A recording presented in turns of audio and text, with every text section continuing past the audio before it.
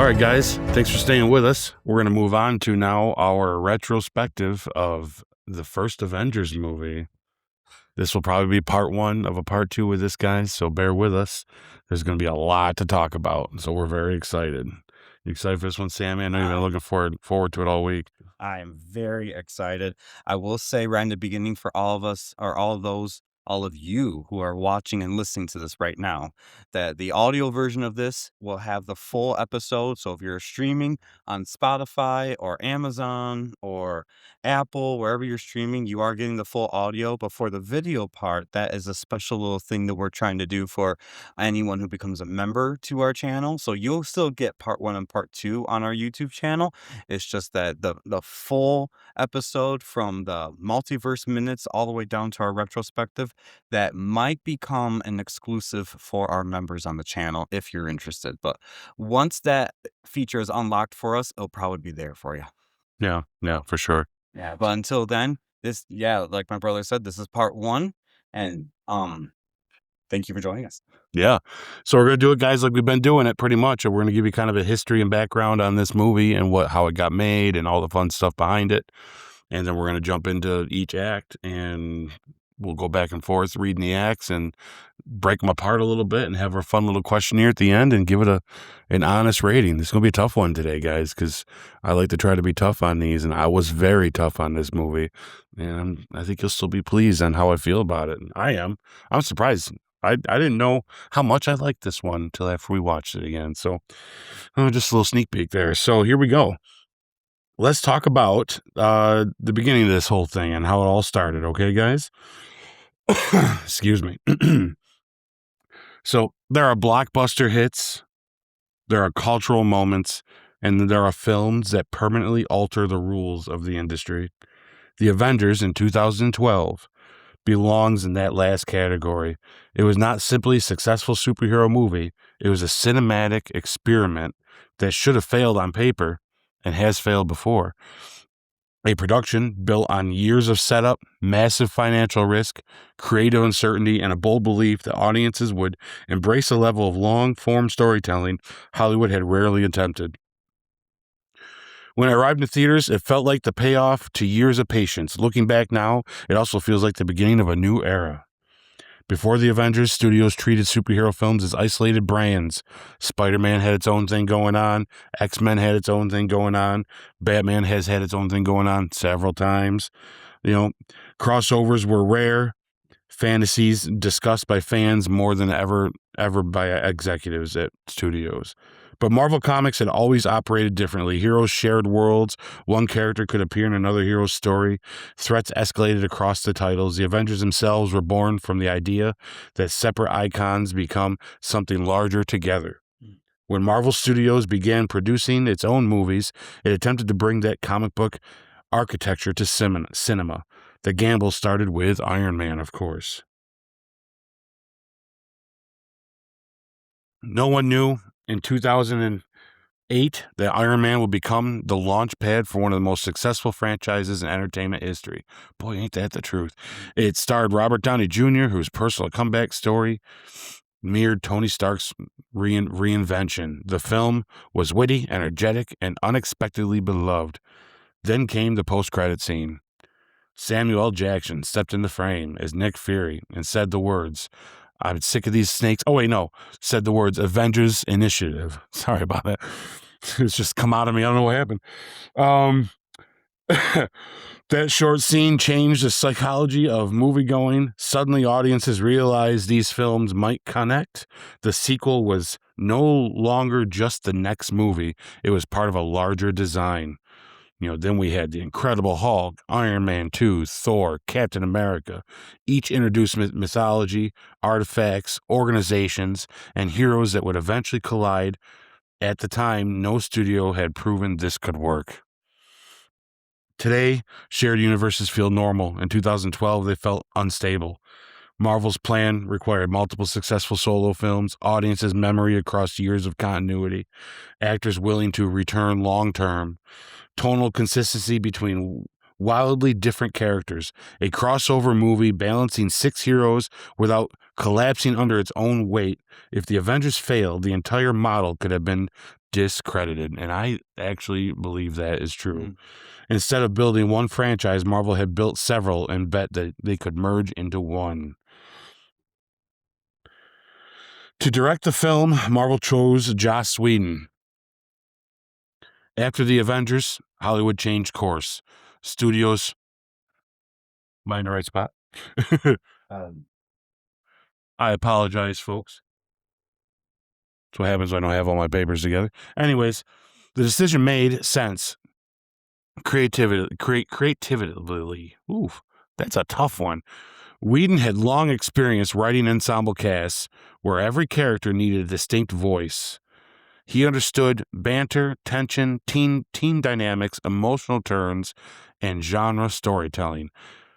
That mattered because the Avengers had a structural challenge few films ever face.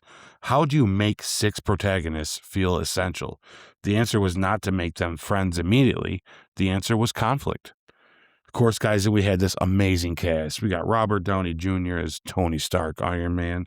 We got Chris Evans, Steve Rogers, Captain America, Sam's man. We got Chris Hemsworth as Thor. Oh, yeah. And then we have a new addition, Mark Ruffalo, but as Bruce Banner the Hulk, which we will talk about this time, and it, probably for the best, to be honest. We got Scarlett Johansson coming back, Natasha Romanoff, Black Widow, probably some of the best we've ever seen. Jeremy Renner, Clint Barton as Hawkeye coming back. That's our lineup. That's our Avengers in this movie, guys. And then we have a great supporting cast. The return of Tom Hiddleston as Loki. I mean, that's awesome in its own. Let me make sure I have the right one. We got Samuel Jackson as Nick Fury. And we got a couple newcomers. Well, we got one newcomer, really, other than Mark Ruffalo, but a whole new character with Colby Smulders. Am I saying her name correctly? Yep. It's a strange name. Do you think that's her real name? I don't think that's her real name. We'll have to look that up. I'd like to ask her. She's very funny. She's great in the shows. Anyways, we're going to jump. Colby Smulders is Maria Hill. Clark Gregg is Phil Coulson. And Stellan Skarsgård is Eric Sevelig, which is probably, he has 3 sons that they're just like, they come out of the womb and they're ready to act like they're unbelievable. This whole family is insane. But yeah. So the production scale and the visuals were very ambitious. There's a lot of ambition here, guys. The movie moved between script facilities, the helicarrier, secret facilities. I apologize. Secret facilities, the helicarrier, Stark Tower, and a citywide alien invasion. It required practical sets, digital effects, motion capture, stunt coordination, and a ton that could shift from spy thriller to cosmic war to workplace comedy. Boy, that's true. The Battle of New York became the defining third act of the era. Instead of isolating heroes in separate corners, the action followed through teamwork. Do not live in New York City in the Marvel Cinematic Universe. I think that's where I got my papers mixed up before. We got Captain America directing civilians and police, being that leader that he is. We got Iron Man taking aerial responsibility. We got Thor controlling choke points. We got Hulk smashing stuff. We got Hawkeye providing tactical support, and we got Black Widow solving the actual mission objective and doing some awesome stunts on top of it. And the humor of this, guys, another behind-the-scenes challenge was tone. Could the movie be funny without becoming parody? The answer was character-based humor. Tony provoking everyone. Banner's dry intelligence. Oh, where was I going with that? Dry intelligence. Thor's regal confusion. Steve's earnestness is in a modern world, which is some of my favorite stuff in this, which I can't wait to talk about. Then when needed, the movie turned serious. Coulson's death gave emotional momentum, spoiler alert. Tony's missile sacrifice gave danger. Loki's invasion gave urgency. That tonal balance became a model many later blockbusters tried to emulate. When the Avengers opened, it became an event, as did the rest of them when they came. Its approximate production budget was around $220 million, and it earned roughly $1.5 billion worldwide. We're talking billion worldwide. making it one of the biggest films ever at its time.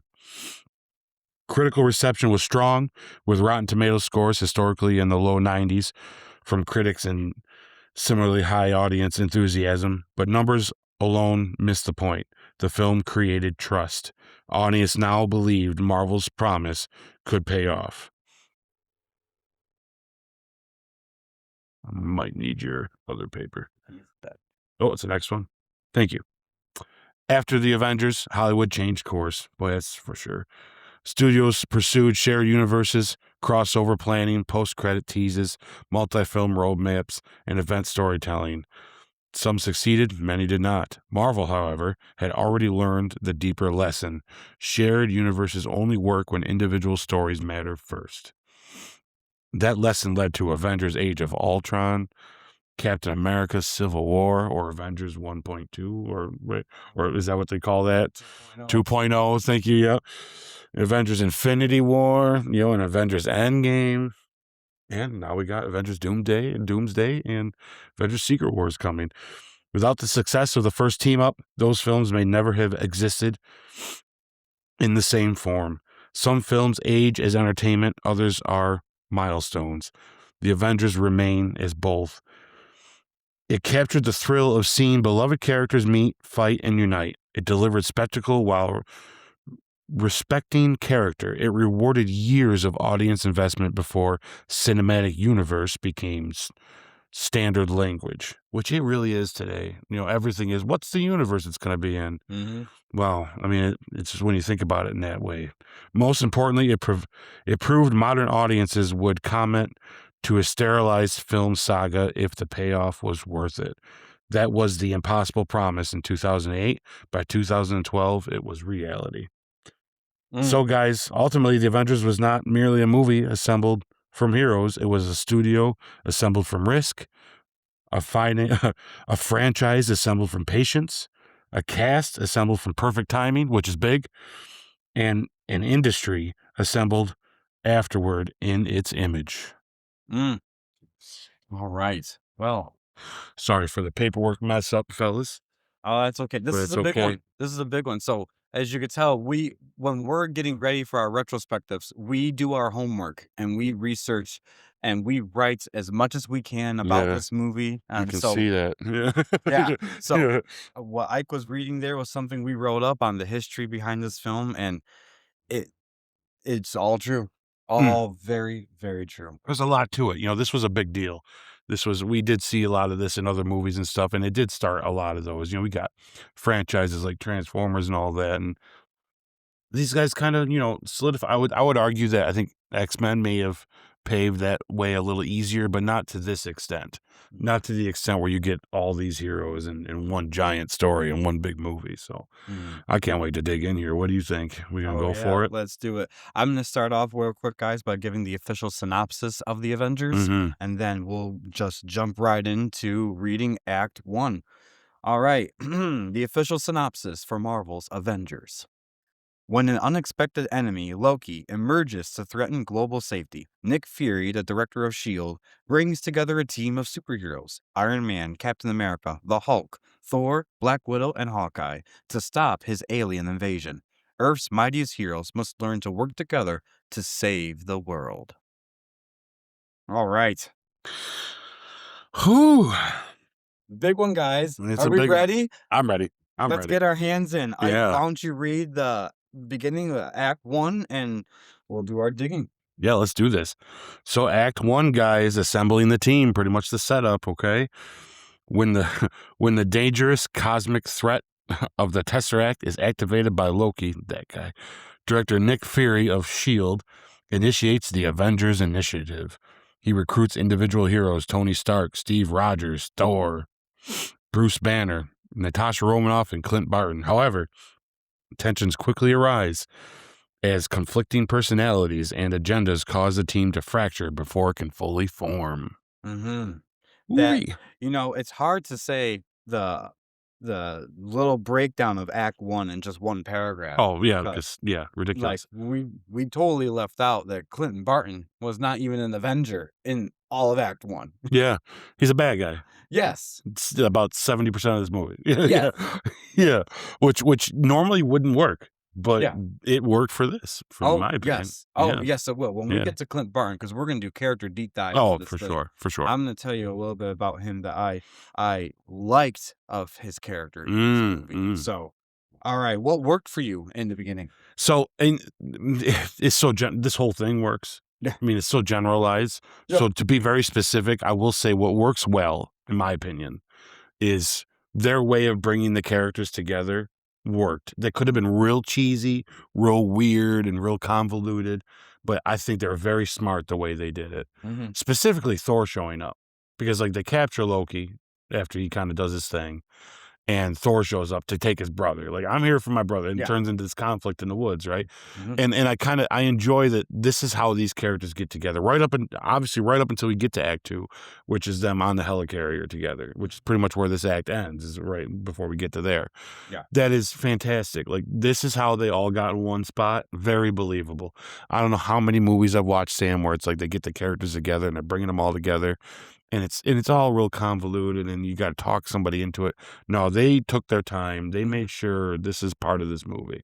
Them becoming a team is almost more of this movie than the actual thing the bad guy's trying to do. Mhm. And I think that was the smartest thing, and that by doing that was what they did in the beginning of this.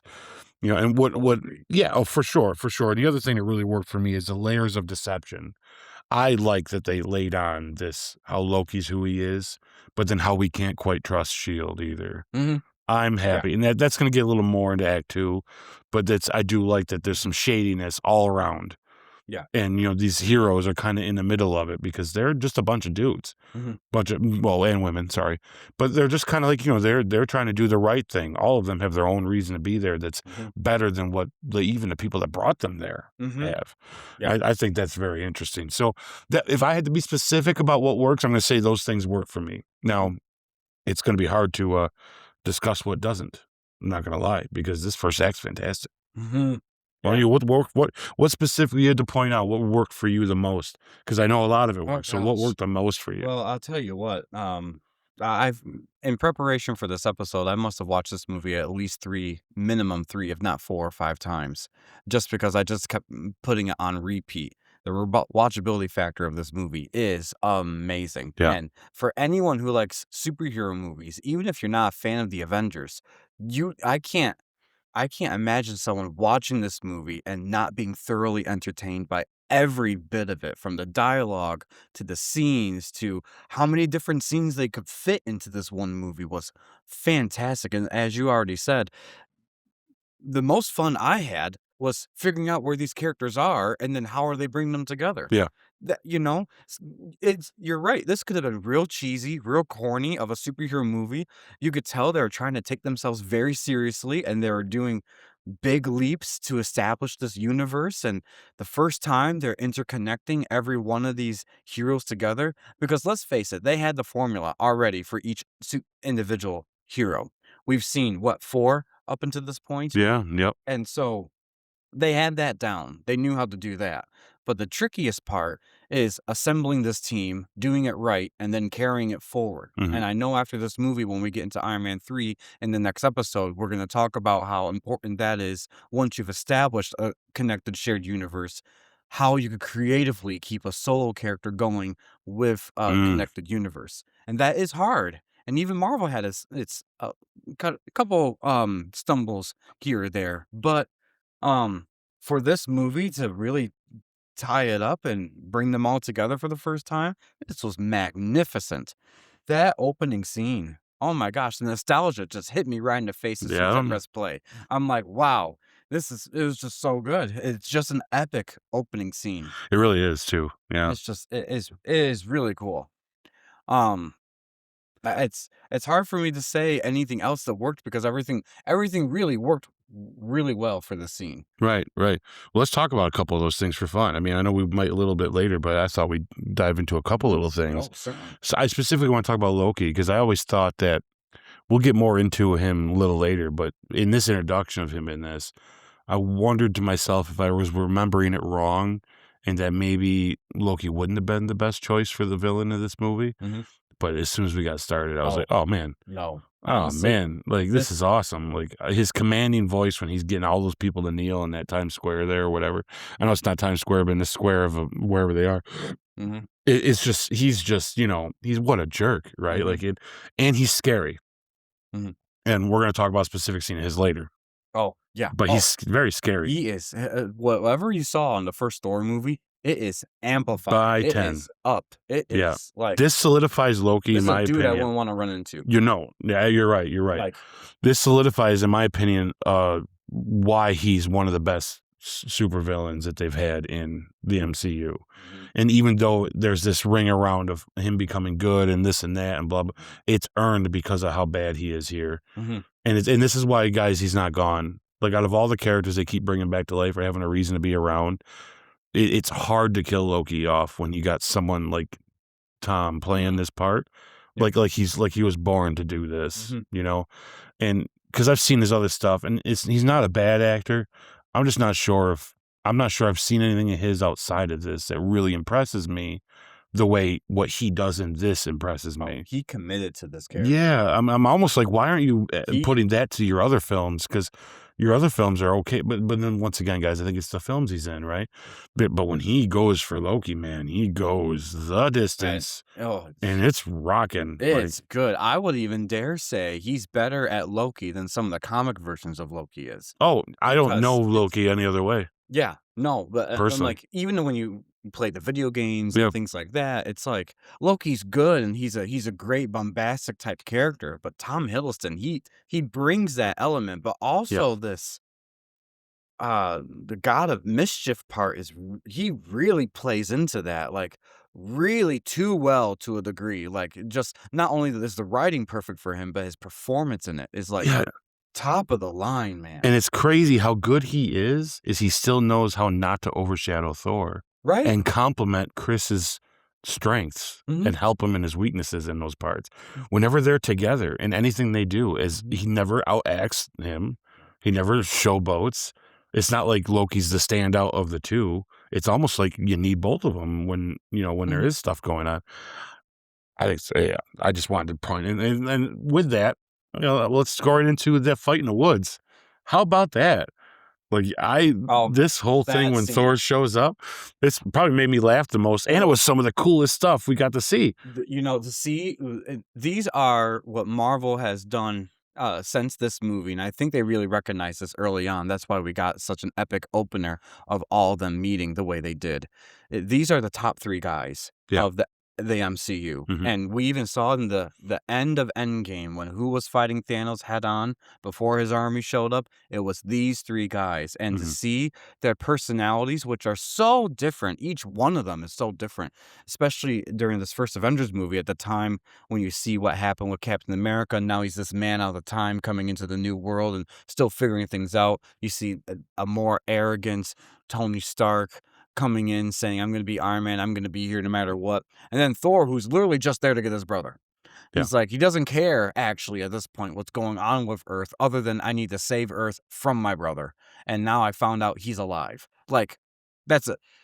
And that is a great emotional arc for Chris Hemsworth that I don't think people talk about enough in this movie is that he witnessed his brother die and now he found him again.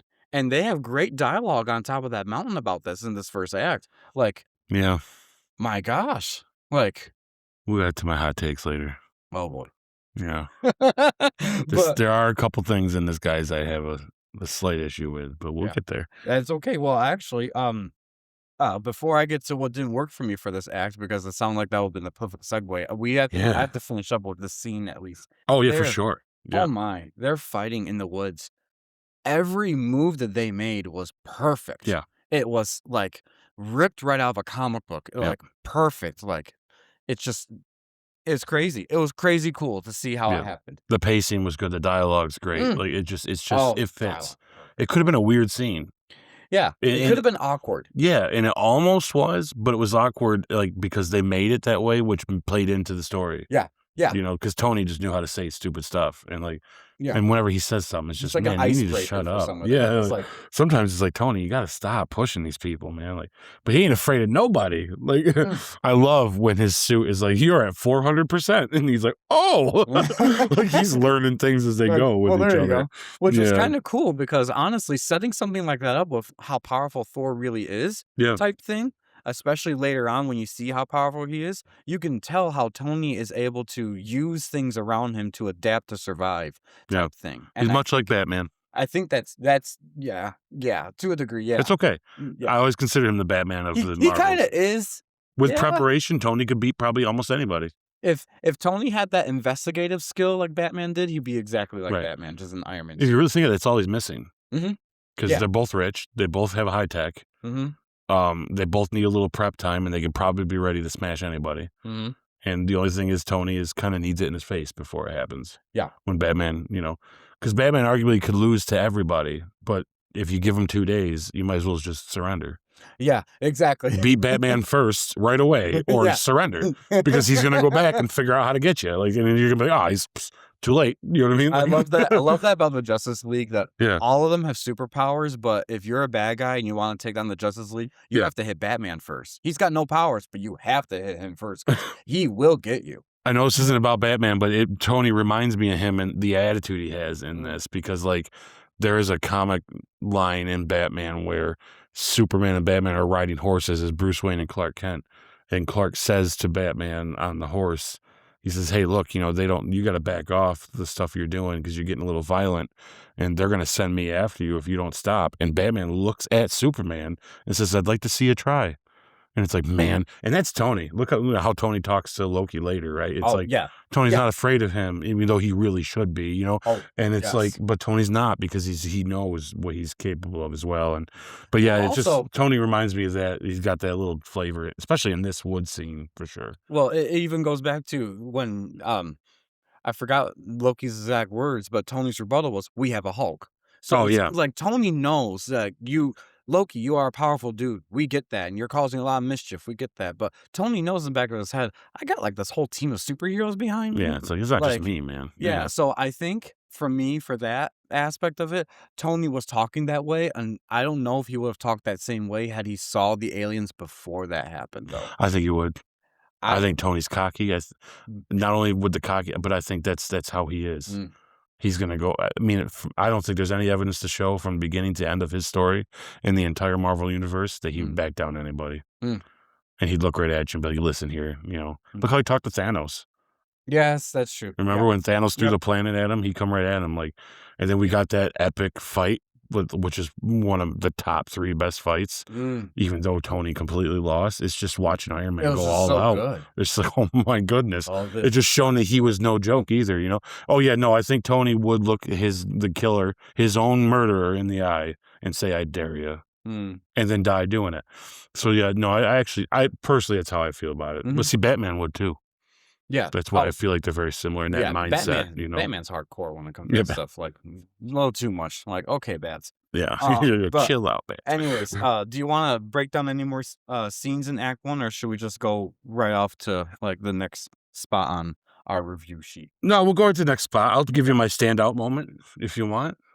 Well, for what didn't work for me, Oh, okay? Let's talk about what I didn't actually work. did have 'Cause something that didn't work for me in the Okay. first act. So This is good because I struggled, so I might Yeah. need you to lead me here. Because oh boy, don't come at me with knives, people. But definitely make a comment in the comment section below if you agree with me on this or not. yeah. And we're gonna definitely talk about to see if maybe my mind's gonna be changed. we want some debates, guys. Yes. Good, Well, healthy debates. Good. what didn't work for me, and the future films didn't even like answer this for me, because this is a retrospective, so we're Oh. going back, so we know what's gonna happen next, type thing. Yeah. So when you're watching this movie for the first time, you can forgive it, but then after you go through a couple phases and you're learning about how the Tesseract works, you're like, wait a Mm. minute, then how did this actually happen? So what didn't work for me was Loki didn't have control of the Tesseract. We know the Tesseract is the space stone where you can teleport with it. So all that is very, like, they kept the continuity of what the Tesseract was and things like that. But you kind of have to have the Tesseract in order to teleport, and the Tesseract's on Earth and Loki's not. how did that get communicated from Thanos, who sent Loki down, and Thanos gave him the Mind Stone, so it's Mm, not like he already had the Mind Stone beforehand to make, Dr. Eric, yeah. already part of that. I know at the post-credits scene for the Thor movie, it kinda hinted that Loki was still alive and you saw his reflection in it, and they both said the same thing. But Loki doesn't have mind control powers, so I think that was just more of a hint of he's still here and he's gonna come back.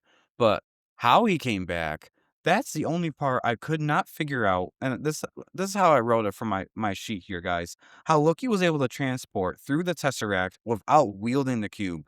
I guess if you interpret the Thor post-credit scene, you could say Loki was manipulating Selvig unknowingly to create the teleportation portal, but how would without Loki actually meeting him, because he never did meet him in the first Thor movie, would that mind control happen? Also, Loki didn't have a scepter in the first Thor movie. So, the scepter was given to Loki in the very beginning of this movie by Thanos' henchman Mhm. guy there.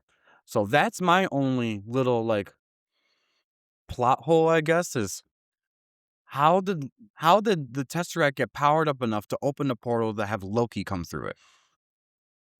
Because when Red Skull held the Tesseract, Yeah. it actually got activated and he was holding it, and he alone has he also, I should say, has super like, he took a version of the super soldier serum and all Right. that stuff, and he got teleported away, and we find out later where he went to, but he still had to hold on to it for it to do something.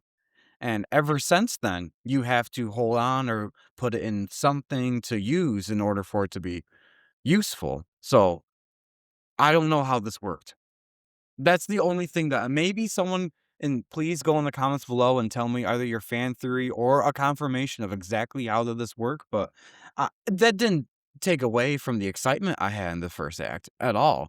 It's just that was a question that came to my brain as I'm watching this. I'm like, how did you get there in the first place? I actually I could tell you what my theory is, and maybe it'll help you because Yeah. I think you're right. I think if for sure if there's anything there's like there's like a unseen moment that we didn't see that they're just hoping we kind of forget, right? Hmm.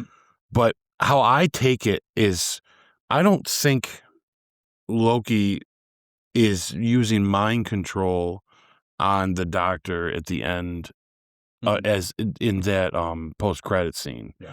I take that as one of Loki's powers is to be suggestive to somebody that doesn't realize, like that little demon on their shoulder they don't see, like it's being whispered to them. Hmm. And that doctor may have unwillingly be opening a door for Loki to come through. Hmm. That's the only way I feel like it makes sense. But they don't ever explain that. Well, and So I believe that, and if he wouldn't that's need the Mind Stone if it's just the ability of him to kind of bring that bad side out of you, yeah, where he can suggest things to people. yeah. I could see that, but they never clarify that that's something he can do anyways, you know? So, Well, and even that, even if he could clarify it, and that is the interpretation of it. In the first Thor movie, Loki never sets foot on Earth, and Eric Selvig never sets first foot in Asgard. yeah, How do they even know each other? yeah, So to me, that's like, I don't know. It might be nitpicky, but, because sometimes in these movies, guys, when I'm doing my review, I'm having a hard time finding what is working and or what isn't working type thing because I just love them so much, and I forgive this whole little thing because it's such an epic opening, but that's the yeah. only part for me that I'm like, I wish somehow they explained it in some form of dialogue or something, or even the doctor at the very end could have said he was manipulating me the whole time and I didn't even know it, type thing. It's something that could have just tied that together for me. It didn't take away from my excitement. I was so excited when I saw Loki, all the stuff going down, dialogue was perfect, everything was like great. Even Loki leaving, acting like he's a prisoner when he's not. Mhm, Oh, mhm. perfect. Beautifully well done. It's just that's what stuck out to me at the end of that scene, thinking, how did you get here again? Right, yeah. So that's just me. That's a good one. Maybe there's something we're missing because I feel like I've never questioned it. Yeah. I kinda looked at it as like but they never really did but, they really never do describe the Red Skull thing either. Yeah. Like, what's he say? "Well, this is my punishment for doing blah, blah, blah." It's like, yeah, it doesn't really just make it sounds like an excuse. Yeah. How does he what does the stone that he's guarding have anything to do with the Tesseract? Like, there's I mean, Yeah. I think there's a few times this happens Hmm. in this cinematic universe that makes me think maybe it's kind of just, well, Maybe it's just we're okay with understood this that. is just how it's gonna be, but Yeah, as long as it's not, like, ridiculous, right? yeah. Like, it's Oh, yeah, no, and it didn't honestly, the making Loki the villain of this movie was perfect. I can't imagine what they could have done anyone else. because I don't think there's anybody that ever saw Thor and thought Loki was dead at the end anyways. Oh, yeah, no, Loki's too Whenever a popular. bad character dies like that, you're like, "Oh, yeah, he's not gone." Yeah, well, Loki as Like, a we need to villain see dead. himself in the comics, he's too popular to be a Right. one-off. You know, that's one of the gripes a lot of people have about these superhero movies is that the villain usually only gets one movie, and then you never see him again. Loki is a great example of we're gonna Mhm. keep seeing him, and I like that Marvel will be gutsy enough to not kill off their villain Oh, at the yeah. end of some of these movies. Yeah, and it's a movie rule. Like, anytime your villain in any kind of movie, folks, Yeah, gets sucked into some sort of portal or hole yeah. or something, they're just not dead. The There's always "You're not dead yet." You know what I mean? Like, and then so to me, it's like, yeah, it's clear. yeah. So, I don't think it's any confusion on, like, why he's back, but it's how he got there. It doesn't yeah, it's a good question. That's my only gripe with Maybe it, we're missing definitely. something, yeah. But, anyways, let's talk about something a little more upbeat on it. What was your standout moment? And this is hard. There's a lot of moments, guys. Yeah. Yeah. Um, my moment some of it goes I'd say I'm not sure if I may be talking about act 2 a little bit, but I do like the standout moment in this for me in act 1. Mhm. Oh, man, I love the stuff with Tony in this. Mm. Like, when they go to talk to him and they you know what I mean? Like, Mhm. that might have to be it. Where are you at for your standout moment? Well, mine personally, and as I'm watching this, I'm really trying to be as critical as possible because, like I said, there are a lot of standout moments. And if I have to write just one down from Act One, I love the scene of Natasha recruiting Bruce going to Oh, India yeah, for you know the what? That is a great scene. I'm sorry. It's just in addition to Natasha's opening scene of the movie, which was amazing. Yeah, It great just scene. was amazing. I tell you, this is probably I Boy, it's dare, tough. dare I say, because we're gonna get some more retrospectives and Natasha's gonna be brought up a couple more times. This is probably some of her best work as a character. At least continuity wise and well at the time timeline wise I liked her in Iron Man 2, don't get me wrong, but you know what my hot take was on that one, that she wouldn't have been my first casting choice. I would forgive that moment, that hot take in this movie. Scarlett Johansson really brought it Yeah, as Black Widow in this movie, and she brought every inch of what the Black Widow is in the comics. She knows how to use herself as a weapon to get what she wants, yep, and she sees her objective. The whole dialogue between her and Bruce so good, and every movement that they made, it yep, wasn't just the dialogue, it was the performance. Like, she really believed he was about to Hulk out, and it was perfect. mhm, The how she reacted, I tell you, this is probably one of my favorite performances of her in the entire MCU. yeah, yeah. No, Like this. I agree. That's a great scene, yeah. Mhm. This just also proves that they knew where he was the Oh, whole time, oh, yes. and he went You back know? to the same And place. It also proves that the Incredible Hulk was never happened. The yeah. movie just ended where it started. Yeah. Wait, guys, this, Sorry, but it's like they just sort of like, yeah, it didn't really mean a lot. what I like that this says about Shield, this whole movie, you see it two different times. You see it right there with Bruce. That Shield has always had just kept their arms distance away. They've always known where you are, Bruce. And Yeah. speaking of which, why does Bruce always pick the places where he's hiding to be some of the most chaotic places There's for just a guy nowhere who's nicer to chill, like can't some beach somewhere or he be in the Bahamas yeah, just relaxing with undercover? with Like, a Mai Tai and like just chilling. for a guy who can't be angered? He's in a war-torn country. Like Oh my like gosh, where tragedies happening all the time. It's like where it doesn't get at your heartstrings, Does like not what the heck? Anyways. makes no sense. I'm gonna go to the place where I probably would turn into the Hulk almost every day Yeah, yeah. and Oh, fight it. Maybe that's jeez. why he did it. Maybe it's a challenging himself to not. I don't think so, but Who knows? But anyways, what I was gonna say about Shield is that this movie really demonstrates to everyone what Shield is like. yeah, That not only have they known where Hulk is, they just let him be until they needed him, and now they need him. And also the whole Black Widow interrogation scene is she's getting all the information and all that stuff, but when Coulson makes the phone call to get Natasha out of there, he right there says to the bad guy, "We got your place surrounded. You do anything, or I'm not." I don't know his specific wording. Goes really good wording, real good dialogue, and it's like, Shield is just on top of everything, and they Yeah. know everything. That your little warehouse meeting, you think no one knows what you're doing. Shield already has eyes on you. Mhm. Like they're like the next up from the CIA. Like, come on. Yeah, They sometimes probably it's have eyes annoying. on the CIA, to be honest. Yeah, Anyways, sometimes it's annoying. It's like, "Come on, it's like, guys." you know too much. Yeah. But what the Tony says in this movie, his secrets have secrets. Yeah, Like, yeah, yeah, I love it's that. Yeah. that's so true. Yeah. So true. Anyway, so yeah, that's my standout moment of Act 1 is Natasha recruiting Bruce. Just so good. Just so good. Yeah.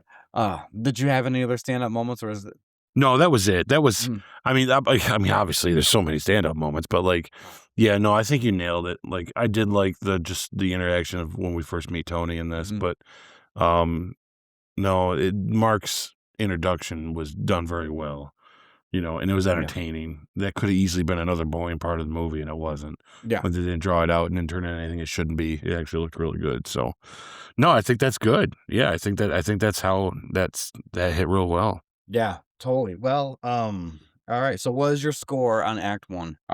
You know what, guys? I'm gonna give it a 10 out of 10. This Act 1 got Wow. me involved. Like, I'm like, yep, this is why I love this movie. Wow, So I'll wow, give it a wow. 10 I out of wanna 10. say this is your first That's 10 my out of first 10 10, out of right? 10 in many things. Yeah. Yeah. They want to do it too loud for the microphones. Good job, good Yeah, it's not often. It might be the only, guys. So no, I'm kidding. job. Well, I give it an 8 out of 10 myself. Wow, you have tempered yourself a little. I did. Well, you know what? When I'm trying to Woo-wee. be a little more nitpicky and I'm like, "This is the Avengers, for goodness sakes." Mhm. The until if someone can correct me on that whole how Loki got there thing. Gotcha. Yep. If you can do that, I will consider going up a couple more points. But Gotcha. until that happens, I'm being steadfast in Yeah. my 8 out of 10 for the All right. opening act. I like it. Not bad. All right. Why don't you read or did you already read the first? Yeah, I did the first one. If you want to do the second one, I'll read the second one then. All this right. one, folks, So, hold on. ladies and gentlemen, this is Act 2 of the Avengers.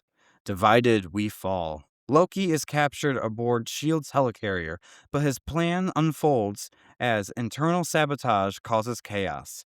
Hawkeye is mind-controlled and attacks the team, leading to destruction aboard the helicarrier, I should say, and the apparent death of Agent Coulson. The team blames Loki, but also each other, breaking apart emotionally and ideologically.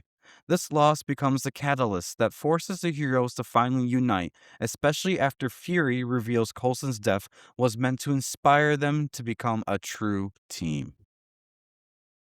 Yeah. That this whole scene is some of the best work Marvel has ever done. It's up there.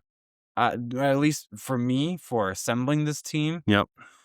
some of my favorite moments of this film is in this scene. Yes, Is in this is this a big act. scene. This is a big section.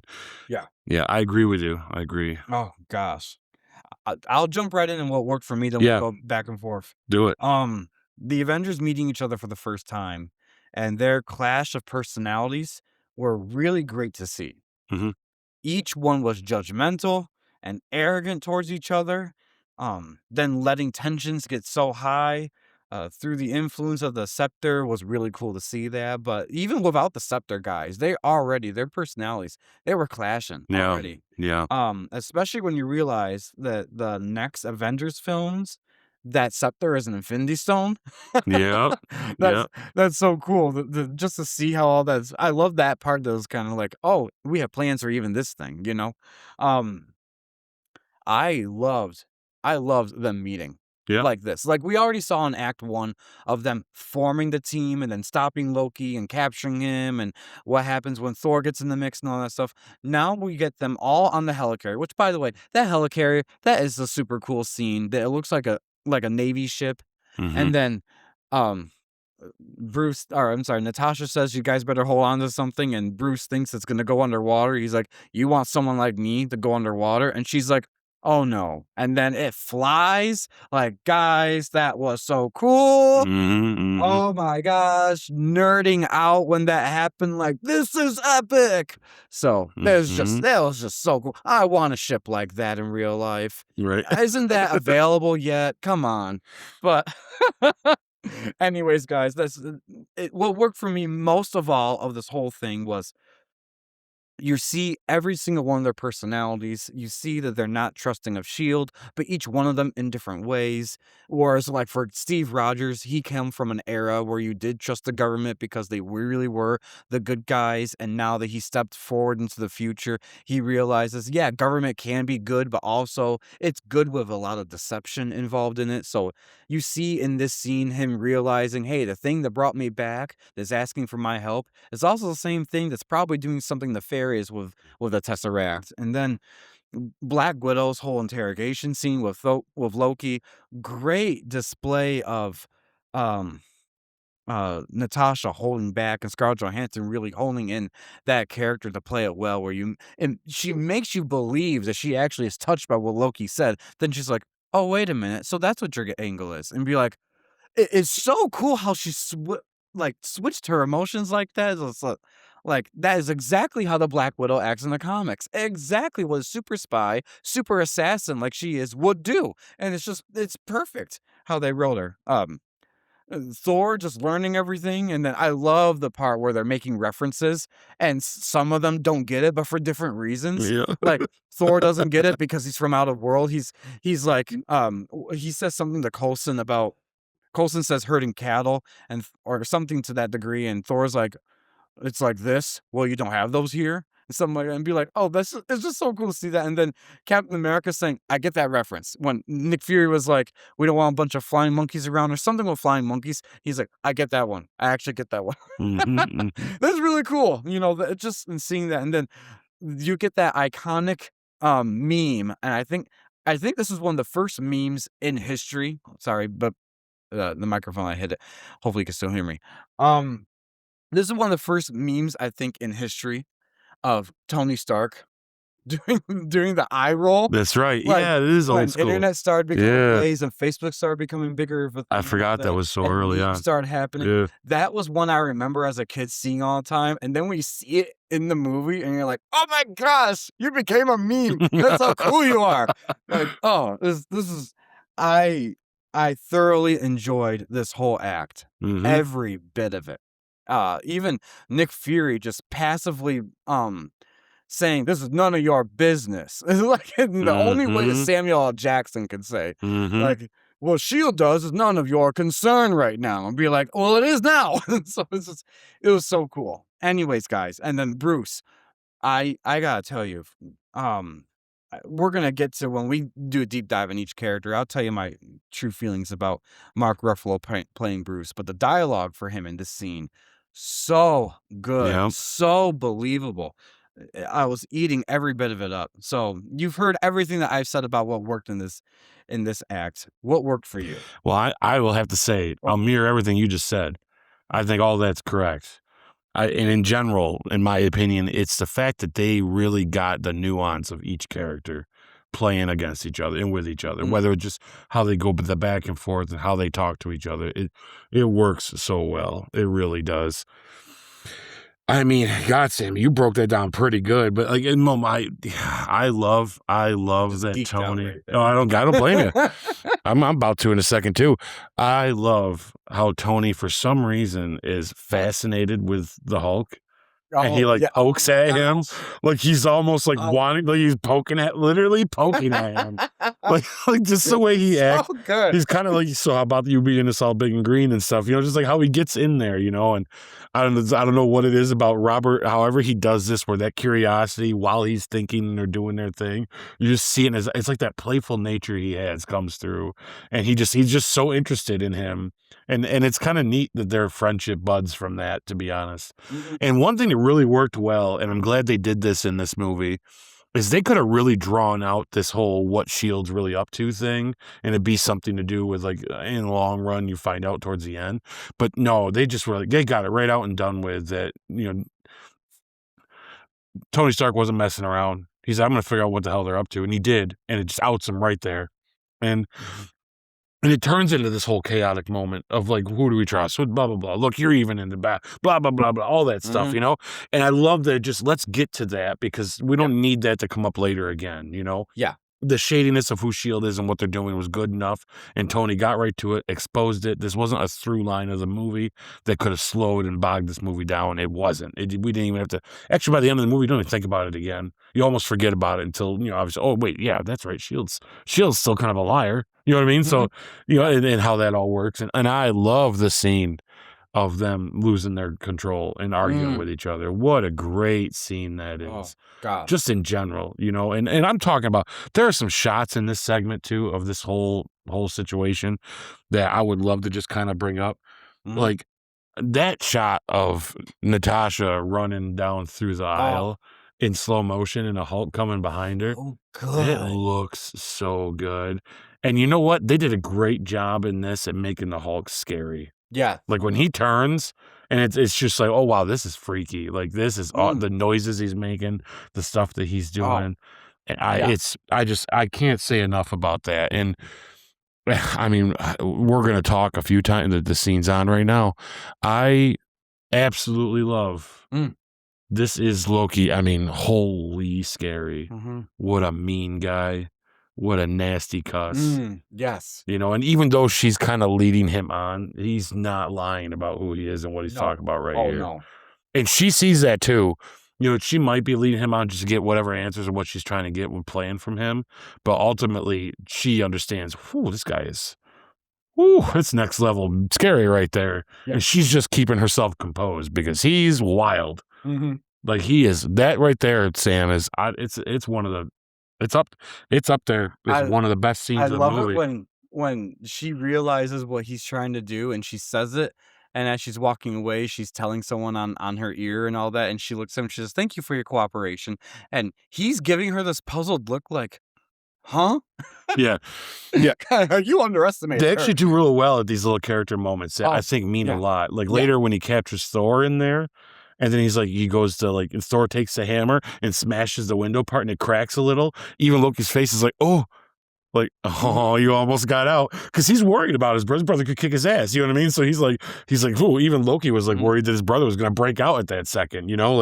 There's just those little moments I like when they do those. And I love Cap in this whole thing, man. He doesn't know where the hell he is. Like he's kind of doing his best to be part of this futuristic. I mean, you got to admit, put yourself in Cap's shoes, guys. Like he just woke up from a 70-year nap and he's like, whoa, this is wild.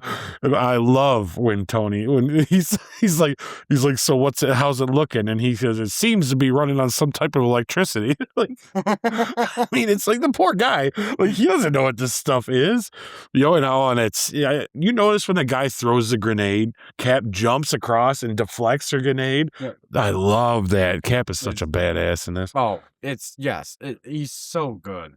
Oh yeah, he puts himself right on the line every single time. Well, Hulk Bruce turning into the Hulk in this scene. So like you said, that definitely is a huge standout moment of this whole scene. It is so good. Yeah. And I like when Loki smiles when he hears the Hulk, because it's he's like, that's what I wanted. Yep. That's what I wanted, and just those little moments. I mean, there's so many. Yep. It's very well put together. Oh, yeah. This whole spot is and then the action of what comes when Barton shows up and starts wrecking house. Yeah. And then the fight between him and Black Widow is great. Yes. Because she's doing her best not to hurt him and he's trying to kill her, Yeah. And then then their little thing together, bringing him out of this thing it actually worked for me. Yeah, I know it did. It worked. I thought it worked well because I loved how they were fighting, and you can see a light bulb went off in her head as they're fighting, and she's like, "I'm just gonna smash your head and recalibrate your brain." That's right, and it did it. Yeah, I was shocked. I'm like, "Hey, but it worked for me. It didn't make me think that's not right. No, it worked, and honestly, it was really smart tactical thinking. Yeah, and we haven't even touched on Thor and the Hulk having a showdown. Yeah, no, we have. Oh my gosh. You I know what's funny? love this. Before we get to that, well, the recalibrating the brain, Yeah.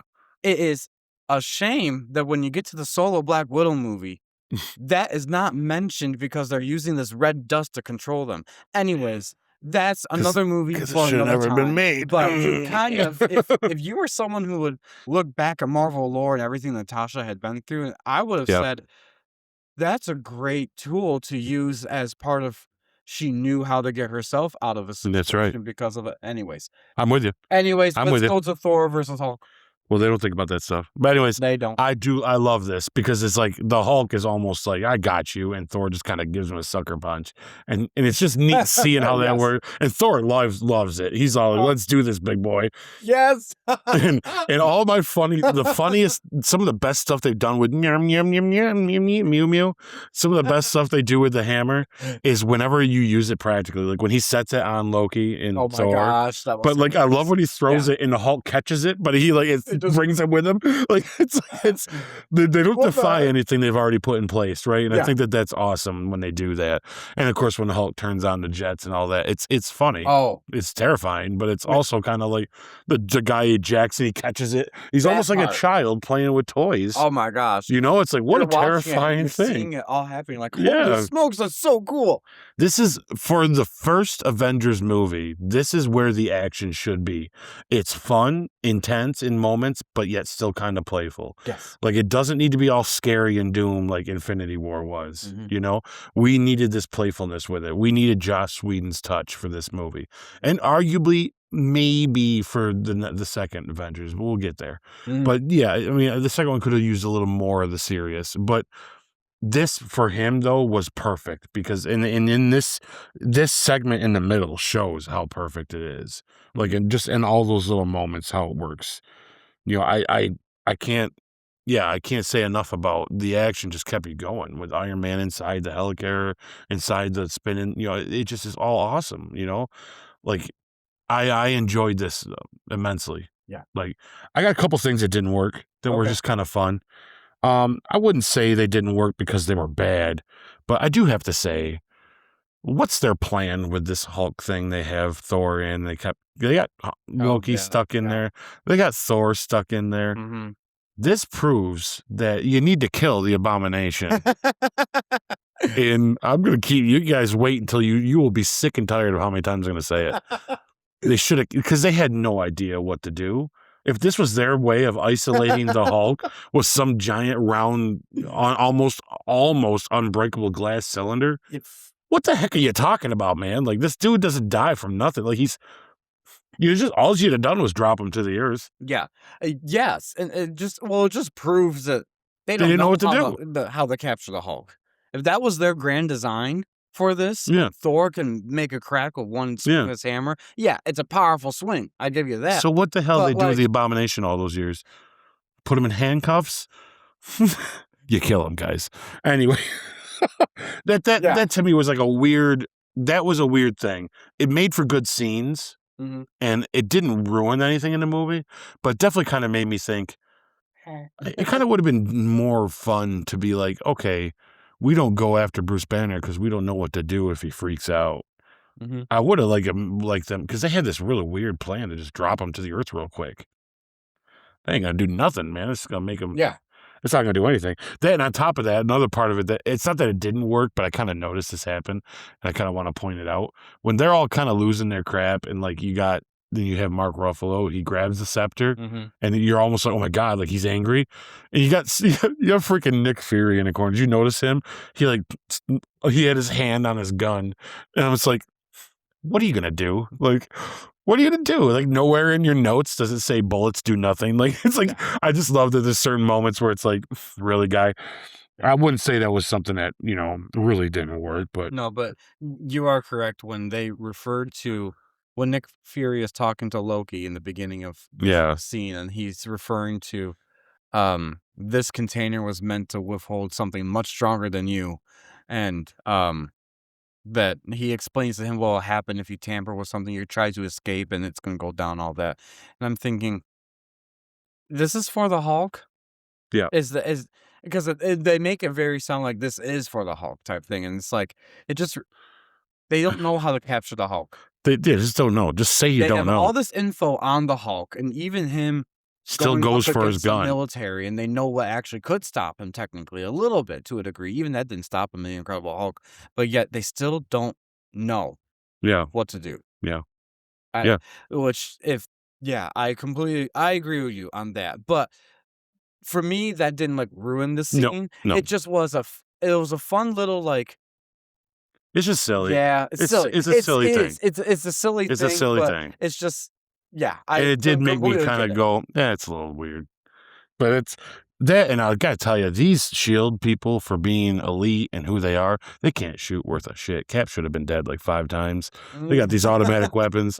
I get it. We're in a Marvel movie, but oh my god, these guys are like, it's like they put blindfolds on in their helmets and just started shooting their guns. It's awful, but it's okay. It's an action. Well, speaking of weapons, what I felt that was interesting, and I never caught this until like I'm rewatching these movies now, and Captain America, he goes on his own little secret mission to find out what Shield is doing. Yeah, I completely forgot he even broke into a room and all that, and he finds the Hydra weapons from that's right. World War II. Oh yeah, that When was I saw not. the symbol, He and was not stuff, happy. and I'm like, oh my gosh, I don't know why that never clicked to me.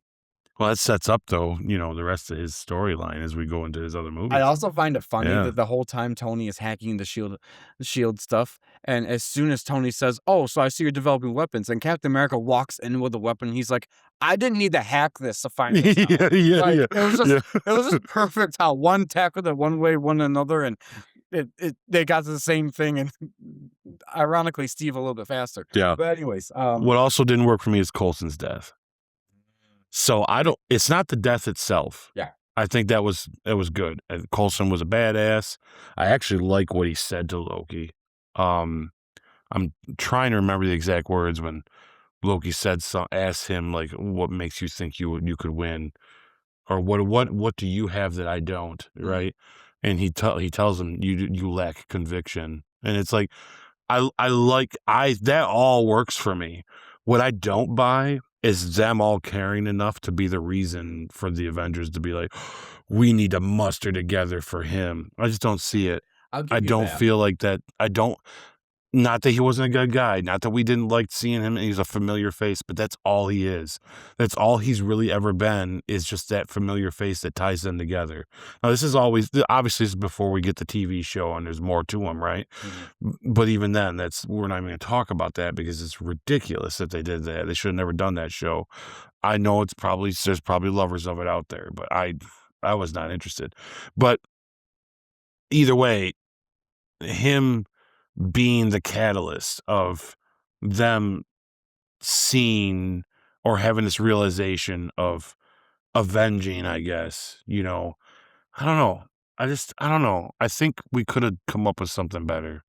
I think we could have come up with something that really made us go, yeah, that's it. Or it's a death that was a little more potent, or maybe not just him dying, but just, I don't know. I wish they failed at something else that caused something bigger that made it more of a realization. Because it's just Coulson. Mm-hmm. Like, how well do some of these people know him? I mean, the Hulk just met him. Yeah, so that's a good point. What I would say of it, I think if I had to look at like a list of these guys and who actually cared and who didn't, I wouldn't say Tony cared, although he has had a lot of interactions with Coulson from probably the most out of all of them, right? Yeah, actually, I would say that. So I think there's a level that he did care. Steve, you can see it on his face, he cared because they had one-on-one interactions in this movie together, and he's talking about how much he admired him, how he collected all his cars. Yeah, that's how Nick used that against them. Yeah, see, that might be the part of it I don't like. It's almost like that felt so forced. We didn't know that until that scene, though. Now, if we'd have known that before, that'd be different. Like, I would have liked to see more of Steve and Coulson having conversations then. It's weird. I know, guys, it sounds like, it bogged the movie down. And it probably would have, truthfully. But it's like for him to just, hey, you know how much he liked you? He had him in his pocket. The stupid thing is he didn't have him in his pocket. You know what I mean? It's like, he had him in his locker, which just talks about Nick Fury. Yeah, well, Nick Fury, what a anyway, what a guy, that Nick Fury. Anyways, but like, it's like, but to use that though, like that, to me, it was kind of like, I don't know. It did not feel earned. I'm not complaining that it happened. Mhm. I think them just having to come together in general is fine. I just wish wasn't what made this movie made us wanted to feel like that was that catalyst though. Of this was that stepping stone of all this bad stuff happened, everything went wrong here in the Helicarrier, which it did. It all went to hell. Mhm. And Loki got what he wanted for sure in the Mhm. long run. But what really made them think was Coulson died. And it's like, me. I mean, I don't know. I don't know. I just didn't feel it, you know? But who else? At the same time, I couldn't give you an alternative. So I don't know. Yeah. That's the problem I'm having here. Because I think Coulson, he's other than the first Thor movie, he's such a likable guy. He is. And we talked about that, how that was your punchable face for the first Thor It's movie. just how he was acting. Yeah. He yeah, just needed a but good old sucker to punch. be honest, he was just doing his job, but at the Yeah. same time, he was being a little dick about it. Mm-hmm. But anyways, couldn't just give her a notebook. Anyways, They could have brought him with him. I mean, you just listen to him because the guy you're looking for is right there with. Anyways. yeah. Anyways, but Yeah. I get it. I feel like they did need someone in. They needed to find a way to make all these different personalities really get on the same page. And Nick Fury used that to his advantage to say, look, this guy that's helped recruit a lot of you guys, Natasha knew him intimately, and of course Nick did. And Yeah. He's probably was the second in command, really. He comes off as that, right? He comes off The to go-to me as guy. his top agent. Yeah, his top agent. Yeah, Yeah. maybe next to the Black Widow. That was Yeah. like, if you want an espionage person to go in and do stuff, Black Widow is your person. If you want someone that's kind of like the guy behind the chair that's strategically putting things in place, that'd be Cole. Because Colby's kind of like the Colby Smulders, or what's her name? Maria Hill. She's kind of his second in command, She is, right? yeah. In the Yeah. comics, she is his second in command. There are times where Black Widow is introduced as his second in command, but let's face it, in the comics, when Nick Fury is no longer director of S.H.I.E.L.D., Maria Hill becomes a director. Which is funny because they treat his death like it's such a big deal, but they treat hers like it's nothing. Anyway. Yeah, you know, We'll get there. That bothers me a show, lot. when we get to that show, Yeah. I don't know if our Hulk episode is going to stand a chance against the garbage we're going to throw at that garbage. You know what I Yeah. mean?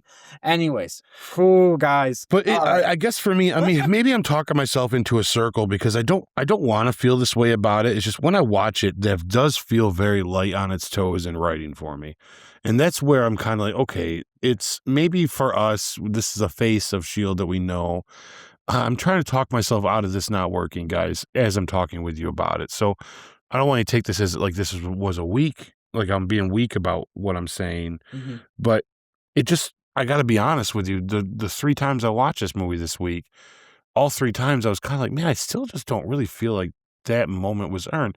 Now, his death and what happened is earned, but their realization of having to come together, I don't know. I just felt like it wasn't enough for me. I don't know. Maybe Yeah, no, I that get could it, be but that could be of seeing it 3 different times too. I got a Yeah. little saturated in it, you know. Well, And I so I don't know. get what you're saying. It's just that also what you said is that we can't think of an alternative that would have I made it can't. better. Yeah, I And can't. like, it's almost like, that's not, maybe it could have been something different than that. That's the only one part that maybe didn't work enough. But at the same time, there's no good alternative without having to. That's one of the beauties of this movie, is that besides Colby Smulders showing up as Maria Hill, there's no new characters in this movie, which play to the whole movie's advantage because That's true.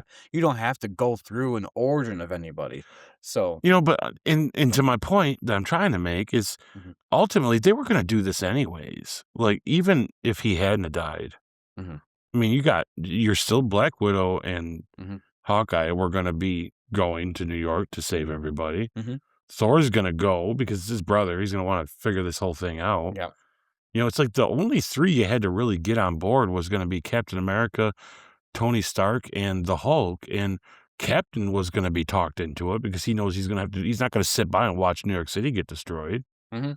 You know, Yeah. So the only two that maybe would have never shown up would have been Tony and Bruce Banner. Which is Bruce Banner of all. Which he kind of shows up out of nowhere, He too, does. by He the shows way. up out of nowhere, and that's probably one of the only things when we get to Act 3 and Part 2, guys, we'll talk about that. But he's the only one that I could actually say, just like he says in Age of Ultron, I could set this one out. Because, Yeah. honestly, the Hulk being unleashed Yeah. in New York City again, yeah, maybe he could set this one out. And we all know he's probably like Coulson who? Because out of all of them, he probably has no idea who he is. Oh, yeah, exactly. Yeah. So it's like he's just there because I just made Yeah. new friends. He's just meeting S.H.I.E.L.D. for the first time himself. Yeah. He's there because he made new friends. You Mhm. know? It's like, well, Yeah. So I don't know. Yeah. This was really going to kind of happen anyway. We didn't even need Coulson to die. Mhm. So part of me is kind of like, instead of finding a replacement for that catalyst, why can't we just have that moment of we lost? You know, and still kill Coulson, you know, like only because it does, it makes the urgency and raises the stakes that that somebody can die. To be honest, it does, it harkens back to their title, the Avengers. They avenge the death of Coulson. So, but is that what we want to think of as the first Avengers movie, is them avenging Coulson's death? I mean, look up the word Avenger, and I know what it means. So part of me is like, someone had to die then, because you're not the, what is it that Tony says in Endgame? We're not the pre-Vengers, we're the Avengers. We have to wait till something happens in order to do something about it. So I don't know. Anyways, it just seems like, you know, someone at the writer's room sat down and says, so what's the Avengers going to avenge? Coulson. Yeah. Do we really feel like not one person said, yeah, maybe we should do something a little more drastic, like something a little bigger? Not saying it doesn't work. No, it kind of does. But yeah, it just, for me, I'm just kind of like, that's a little weak, guys. You didn't need to do it, which means you didn't need to do that whole scene of Nick Fury with the cards and being all, what's all this dirty behind everybody's back crap you're doing, Nick? Yeah. You know, it's like, we didn't need to see that. This is a level of it we didn't really need, I guess. That is a good character scene for Nick Fury on who he really is a jerk. Especially when Maria Hill says, Nick, they weren't in his pocket. They were in his locker. And he's like, which means he took his blood and smeared it on those cards. His best friend that you see in the Captain Marvel movie, he's been with him since the beginning. Just to give him a push. Yeah. They needed a little push. Be like, that's a heck of a push. It's like, did they just tell him New York City's going to get destroyed? Isn't that a good enough push? It's like, by the way, if you guys don't do something, millions of people are going to die. I think that's the push. We didn't need to even talk about, poor Coulson. Yeah, but what about New York? Like, we didn't need to smear his blood on America cards and throw them at Steve. Yeah, like it's like, oh man, just remind Steve that he's from New York and they're gonna go fight. You know, and Tony's gonna show up because Tony's not gonna walk away from this. They're just pissed off right now. We didn't need to make it about Coulson. Like, I don't know. That's all I'm saying. Don't get me wrong, because the scene's great when he dies. It's a great scene. Like, it's not. I won't take that away from him. It's just, to me, it's like, if it never happened, does this movie change? Mm-hmm. No, because they're still going to New York. They're still going to do what they're going to do. I put that scene of what Nick Fury did as my favorite character moment from Act 2. It's awful, Sammy. My specific words when I'm writing my form out was Nick Fury, him bringing these people together and staying true to himself, secrets having secrets, then giving an inspirational yet also very manipulative speech about what the Avengers initiative can be, thus making them the team together and set aside their differences for one goal. Kudos to the writing for that scene. And I just got done saying how all that is not valid. See what happens, guys. Oh, my favorite character moment is Loki in the thing with Black Widow. That's a great moment. There's other ones I had to keep going back. It was between that or Black Widow and Clint's conversation when he comes back to, like, when he wakes up. But that scene with Loki, I can't. That's my standout scene right there. Yep, there it is. So, hey guys, don't forget, no matter what happens, we need to avenge Coulson. Sorry, guys. I'm waiting for I'm not buying it. There it is with the cards. There he goes. Yeah, throws them. Oh, yeah. Oh, buddy. Yeah. Yeah. Oh. He didn't mess around. She went back to the body. He's like, let's get And this in there. smeared. I want to make sure when Cap sees it, he can't even see his face on the thing That's the anymore. deleted scene, guys. Yeah. Like, I get the somberness of everybody, but isn't the threat of New York City being destroyed way bigger than Coulson? Like, I don't know. Well, I hope y'all understand where I'm coming from. Without, I like Coulson. I'm just like, Yeah. who cares? It's not So- Coulson. I guess this scene kind of was. It forced them to talk to each other and see if they could find common ground, and that's when they get the idea, where would Loki be going with this? And they're like, oh, he wants to see his name in the sky. Oh, just like my Stark Tower. So I guess They this still was- going to New York without him dying. That's I will say this. If it never happened, it would have all went to the same place. I'm with you. I understand. You're doing very good at. You're doing very good. It's okay. You're doing very good, but I'm not convinced. Well, one thing. Sure, it got them talking, but millions of people in New York dying doesn't get them talking. Come on, like they're not going to figure it out when the portal opens. Like even if they can't figure it out now, it's going to be obvious when it goes to happen. Like there's no way. Well, one thing I glossed over is, did the pacing hold up for you in this act? Though It did. It really did. Yep, it really did. I think so. Yeah, I wrote down, yes, it kept my interest, really moved the film along quite well, not just action-packed, but very story-driven. Yep. Yep. And as you could tell, I really geeked out when I talked about what really worked for me. So what is your score for Act 2? My score for Act 2, I gave it, believe it or not, I gave it an 8 out of 10. All right. I gave it a 10 out of 10.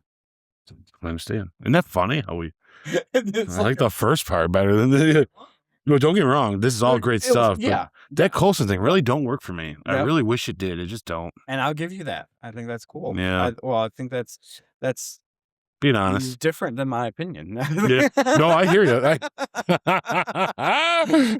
I hear you. To each his own. Yeah. So, well, guys, if you're just watching this as a clip on YouTube, we are going to be stopping this part right now. And I know we're just about to talk about Act 3 and the big circle moment of them coming together and the character deep dives we're going to do and who had the best lines and all that stuff. But so if you're watching this on YouTube, sorry, you're going to have to find part 2 right now.